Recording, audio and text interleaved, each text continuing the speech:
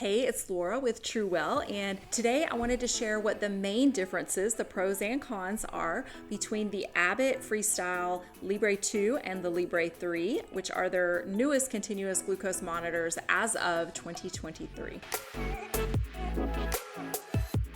So since TrueWell is all about an anti-inflammatory diet and lifestyle, I really like to focus on specific conditions that would benefit from this.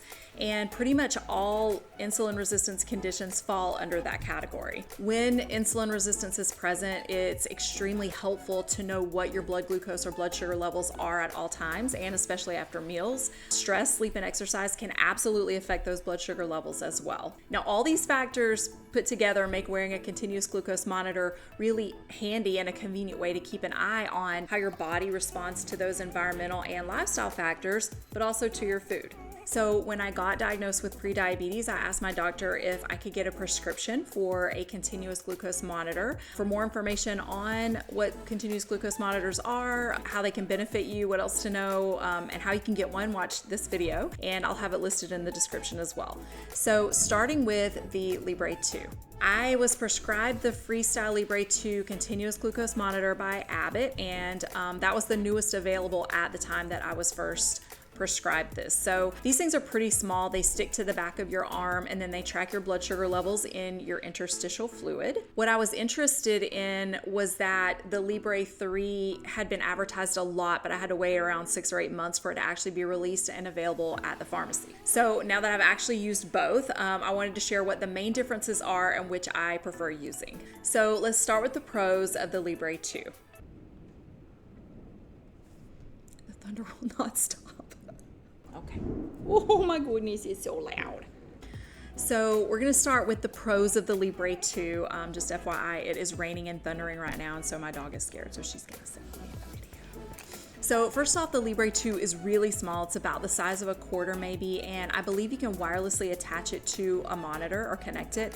But I feel like connecting it to the app where you can get on your phone is way more convenient because that's just less one thing that you have to keep up with, and most people have their phone with them at all times anyway. So to use the Libre 2, you just open up the app and you tap the button. It either says check glucose or scan sensor, and then you hold your phone close to the sensor like that. My phone does a little vibration thing whenever it is scanned in, and it's super convenient to be able to see your blood sugar levels at any time and then keep an eye on them in almost real time instead of having to do a finger stick every time. So this thing makes it really convenient to monitor what food is doing to your body, but if you keep track of even your sleep, your stress levels, and exercise as well, you'll be able to start easily seeing trends and how your blood sugar levels are responding to all of those things. So to see why this matters, check out the video that's all about blood sugar levels and how it affects your health. So the app allows you to make notes every time you scan for a reading, as well as enter the number of carbs that you're eating or any other notes. So when I was using that one, I would regularly log exactly what I ate and the order that I ate the food so that I could see, for example, if eating my protein, fat, and fiber before my carbs mattered.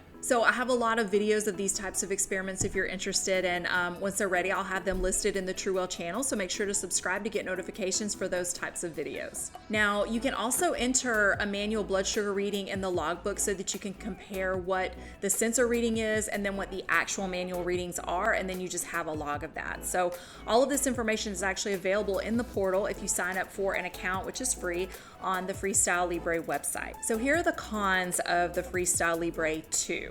So what I noticed about the Libre 2 is that there are a lot of error scans. So sometimes you have to keep doing it until it scans correctly. Another thing is that if you put it in a bad place on your arm, it may not even work. I had at least 3 of these I had at least 3 that either were way off in their readings or wouldn't scan at all. Now, this becomes a really big inconvenience when you have to call Abbott and speak to someone for 30 minutes, giving them loads of info on the sensor just for them to send you a replacement. I also had a ton of false critical readings with alarms blaring several times during the night. I read up on a few forums and the reviews in the App Store, a lot of other people said the same thing. They did an update at one point that I believe allowed you to choose which alarms that you wanted, but you can never turn off the most critical alarm or the app just won't work. So that critical alarm in particular woke up me and my husband a ton of times before I disabled the app completely every night before we went to bed. So So that was super annoying, especially when I needed to continue it to read through the night to check on that dawn phenomenon situation. There were also a lot of alarms for getting too far away from my phone for it to read. You have to be within, I want to say it was around 20 feet with the Libre 2 for it to continue to read the data. I think that there were enough complaints about the alarms that they did finally do an update in the app, so you have more control over those alarms, and I think that you're now able to turn that alarm off as well. The Libre 2 also comes in a package with 2 separate pieces that you have to line up and put together before you apply the sensor. So I'm guessing that a lot of people had trouble with this, because when I have had to call to have mine replaced, they asked several questions to ensure that I didn't do something other than exactly what the instructions say for putting the applicator together and the actual application process. And lastly, if you don't scan the sensor for 8 hours, there's a gap in data. That means that you must scan it immediately before you go to bed. And then if you sleep longer than 8 hours, there will be a gap. And that works the same for during the daytime. So all in all, to get started with a continuous glucose monitor, the Libre 2 gave me a ton of information and has made me super aware of how my blood sugar is affected by what I eat. It surprised me many times that things like chips and salsa or even seed crackers would make my blood sugar spike.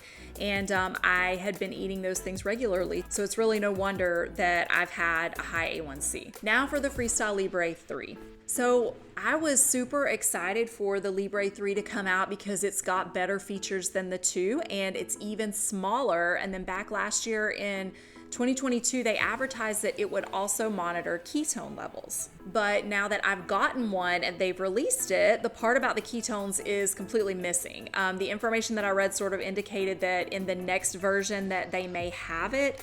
So my thought is that they either couldn't get it accurate or whatever to just get this thing released, so they took it out of the description and the app. Now, the Libre 3 has a totally different app than the Libre 2, but if you have that account online through the Freestyle Libre site, it will connect the 2 and put all of your data in there. So like if you start out with the 2 and then switch to the 3 or vice versa, all your data will still be in there under that one account. Now, what I love about the Libre 3 is that it's even smaller than the 2. So here you can see the size difference. And this may not seem like a big difference, but I can't tell you how many times just a millimeter or 2 of height has caused the Libre 2 to get stuck on bra straps or even the car seat when I'm moving around, because that just the height of it will catch on anything like that. There are waterproof stickers that you can put on that would help with that kind of thing. I just didn't bother because when I was using mine, it ended up being not during the summer when we were out in the pool, so I haven't been doing that. So I even wear it in the shower. You're not supposed to submerge it, so if you take a bath, then you probably do need to put one of those covers on, but they come in a lot of different colors and patterns and stuff like that. You can find them pretty easily on Amazon. So on the Libre 3, I also love that there's only one piece in the package. You don't have to make sure that it's all lined up and put it together or whatever before applying it. They took that component out completely so that applying the sensor is way more seamless. The biggest thing that I like about the Libre 3 is the fact that you don't have to keep scanning it.